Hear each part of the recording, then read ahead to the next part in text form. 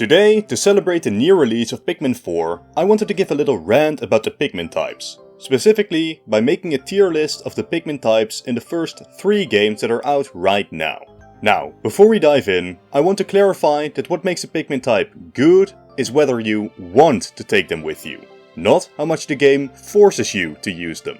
For example, if there's a stage that's just 100% water, meaning that you can only take blue Pikmin, that doesn't make blues better, that just makes blues required. We are discussing merit, not necessity here. With that said, let's dive right in with Pikmin 1's Pikmin, which are these simple 3, reds, yellows and blues. Pikmin 1, by far, has the least fascinating discussion about which Pikmin are best. While some people debate the position of yellows and blues, one thing that most can agree upon is that red Pikmin are the best. They have a 1.5 damage multiplier, making them, easily, the Pikmin you always want to have the most of when diving into combat. As an added bonus, they, uniquely, can deal with fire hazards. Very useful since in Pikmin 1, the other types die very quickly to fire. All of this nets Pikmin 1 Reds a very respectable place in A tier. Then we have the yellows, which mostly lack flavor. Their only inherent ability in the game is jumping high, but they lack their elemental component of later games. Luckily, they do have a trick up their sleeve. They can carry bomb rocks. This alone boosts the yellows massively. While it's a pretty shaky system sometimes, due to the quirks of Pikmin 1, bomb rocks are still a great tool to deal with tough opponents without even needing to engage them. Due to the utility of the bombs, you always want to have yellows on hand, and they are a solid B tier. Then we have the blues, which I personally consider the worst of the first game. Some make the argument that you literally only ever need 15 yellows to beat the game, so the yellows are the worst, but this is the wrong way to approach the subject in my opinion. You always have a reason to take yellows with you, as they can nuke enemies, and they are the best for taking out high up enemies. The blues have literally no purpose, apart from cross water to build bridge, cross water to destroy wall, cross water to carry treasure. Apart from them being the only Pikmin that can enter water, the reds with their damage and the yellows with their jump high and bombs are simply always better on land. All of this nets the blue Pikmin a position at the bottom in C tier. And this already completes the first game, so we're off to Pikmin 2. Hey, sorry for the quick intermission, but this is a new channel and if you like the content, please do consider subscribing. Thank you. Where we meet the reds again. The reds in this game are very similar to Pikmin 1 in their ability, but they lose some relevance at just about every level. The fire hazard in this game can be destroyed, allowing other Pikmin to easily pass by.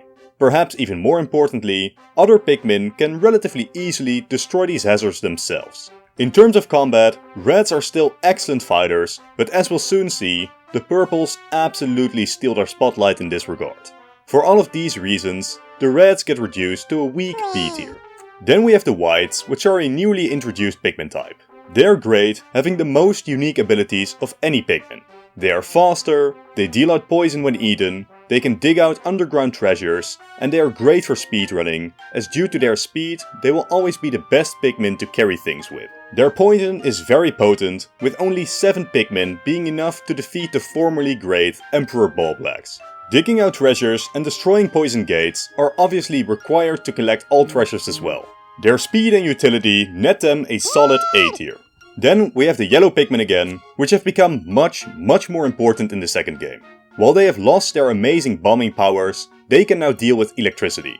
In terms of gameplay, this makes them required to deal with electric hazards, and they can still jump high, so they are required for high up treasures and are perfect for dealing with aerial enemies. But what makes you want to take yellows everywhere is the sheer danger of electricity. Electricity is the only elemental hazard that's an instant kill, which means that every time you even see an anode beetle, which is easy enough to deal with any type, you will likely leave all other Pikmins behind anyway to kill them with yellows. Similarly, electric tripwires like this can be destroyed with any type of Pikmin if you're careful, but let's be honest, I ain't taking that risk. I'm having yellows with me at all times. An easy A tier for the yellows. Which leads me to the gods of the Pikmin world, Pikmin 2 purples. Before I even start explaining, purples are the easiest to tier, an easy S++. They have a 2 times damage multiplier, making them even stronger than the reds. They also stun enemies upon landing, leading to fights like this, where 5 purples just devastate a Bulbor. As an added bonus, 1 purple counts for 10 when carrying treasures, which is amazing for resource collecting in areas like caves, where time is a non-factor. They are simply amazing.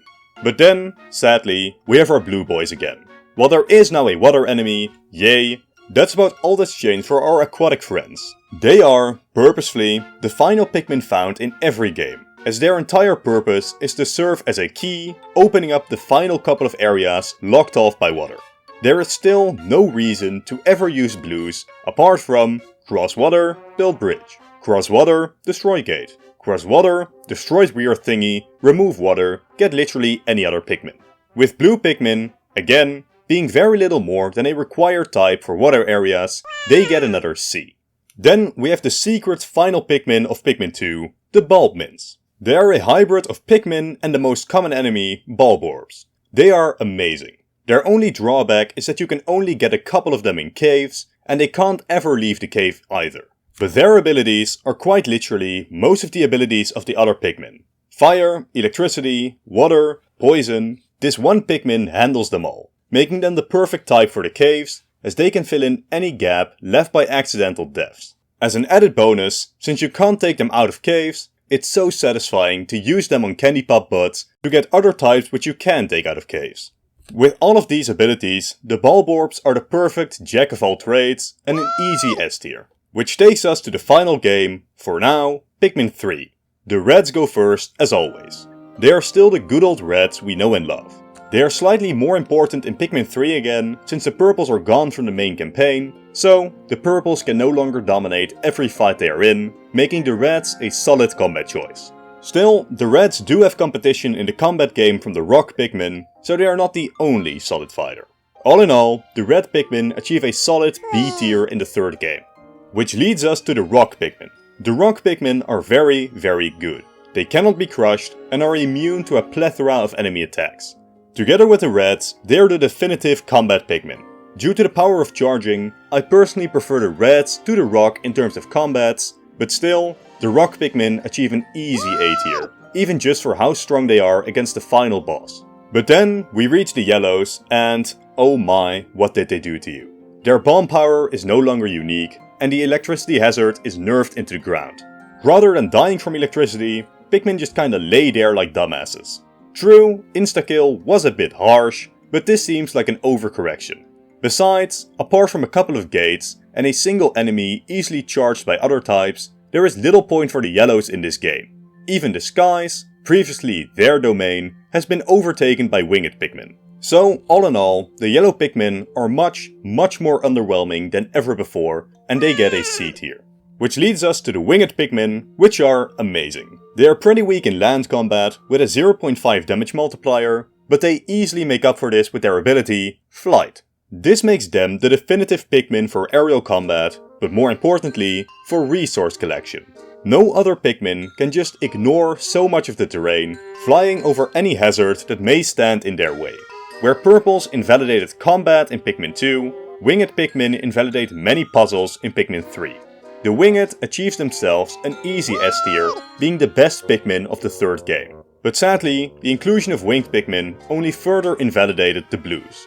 Wings can fly over water and carry most treasures that aren't completely submerged.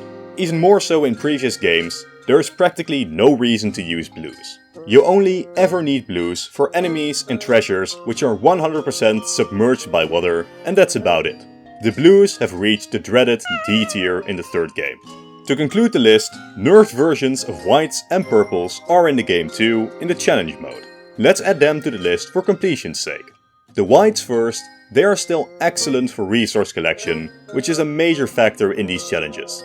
They have lost their X-ray vision and there is no poison hazard anymore, but their speed still makes them excellent for resource collecting, especially for these types of treasures like piles of gold or grapes, as they are the fastest at walking back and forth. Easily a high B tier.